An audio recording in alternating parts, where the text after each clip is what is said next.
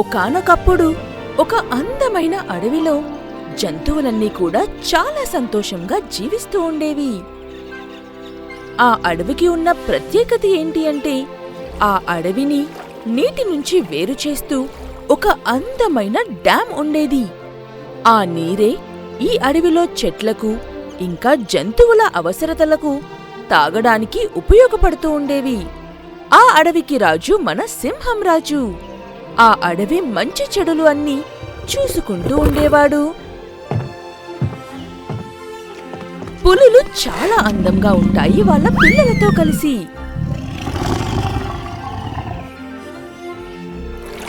ఏనుగుల కుటుంబం నది పక్కన విశ్రాంతి తీసుకుంటూ ఉంటాయి. జింక కుటుంబం మంచినీటిని తాగుతూ ఉన్నాయి. పంది కుటుంబం బురదలో ఆడుకుంటున్నాయి హాయిగా. రైనో కుటుంబం చెట్టు నీడలో గాలిని ఆస్వాదిస్తున్నాయి. జిరాఫీలు తాజా ఆకులను తింటూ కడుపు నింపుకుంటున్నాయి. ఎలుగుబంట్లేమో చిన్నగా ఒక కునుకు తీస్తున్నాయి చెట్టు కింద. ఇంక మన సింహం రాజు కూడా నిద్రపోతున్నాడు ఒక చెట్టు నీడలో. ఇది ఇలా ఉండగా ఒక రోజున అకస్మాత్తుగా భారీ వర్షం మొదలవుతుందక్కడ. 3 రోజులు 3 రాత్రులు అదేదో అడవిలో పెద్ద తుఫాన్లాగా.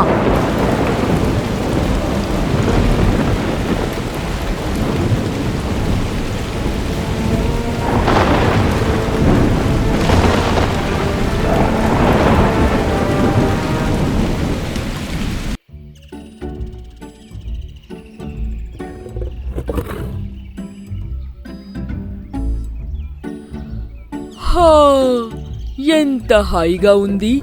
మొత్తానికి ఆగింది ఈ వర్షం. అన్ని ఫన్నీ యానిమల్స్ మొత్తానికి 3 రోజుల తరువాత బయటికి వచ్చాయి. ఒకసారి అంతా బానే ఉందా అని చూసుకోవాలి నేను.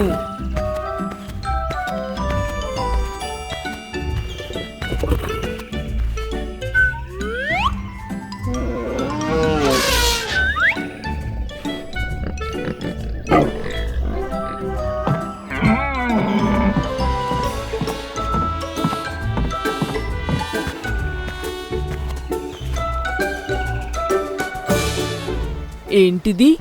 కొత్తగా ఒక వాటర్ ఫాల్. దగ్గరికి వెళ్ళి చూస్తాను ఒకసారి.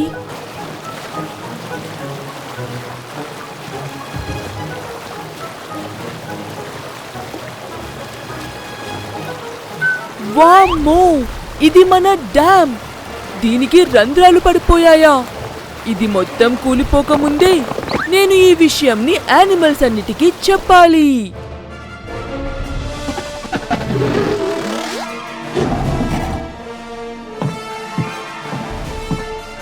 అందరూ ఒకసారి ఇటు రండి.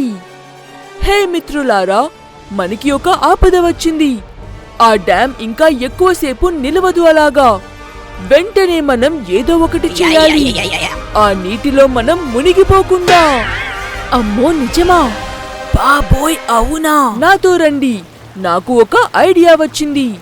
మనం ఒక ఆర్క్ తయారు చేద్దాం. ఓ వావ్!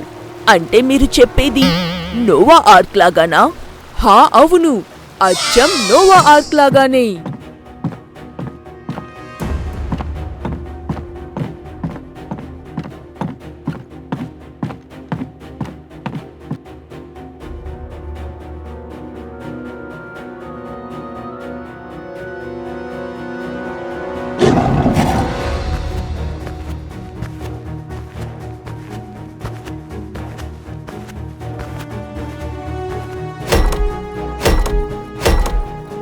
అలా యానిమల్స్ అన్నీ కూడా కష్టపడి పనిచేస్తూ వాళ్ళ కోసమని ఒక ఆర్క్ ని తయారు చేసుకుంటారు.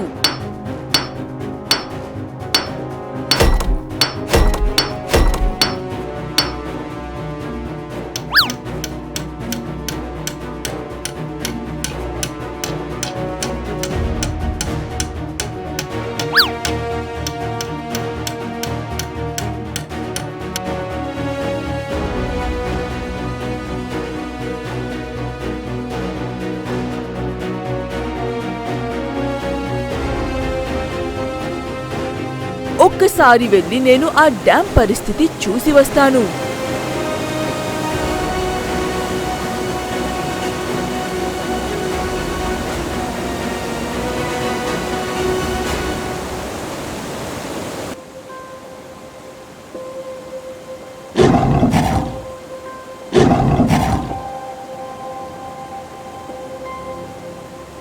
త్వరగా కానివ్వండి, ఆ డ్యాం బద్దలైపోయేలా ఉంది.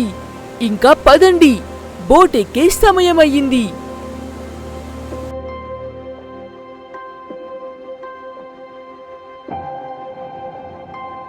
ఒక్కొక్కరి కుటుంబం చొప్పున ఎక్కండి లోపలికి.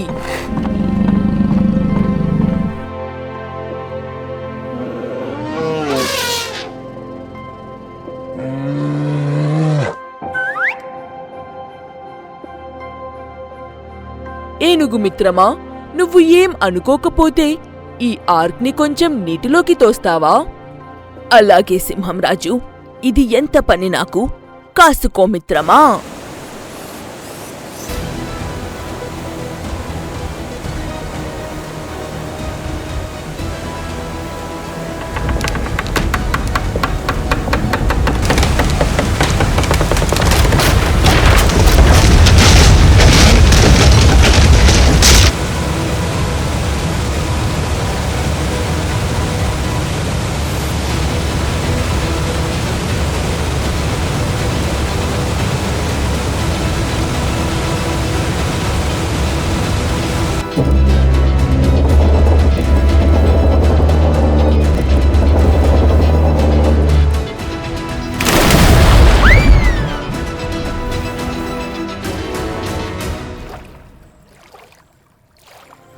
ఇప్పుడు మన ఫన్నీ యానిమల్స్ అన్నీ కూడా సురక్షితంగా ఉన్నాయి ఈ అందమైన ఆర్క్లో.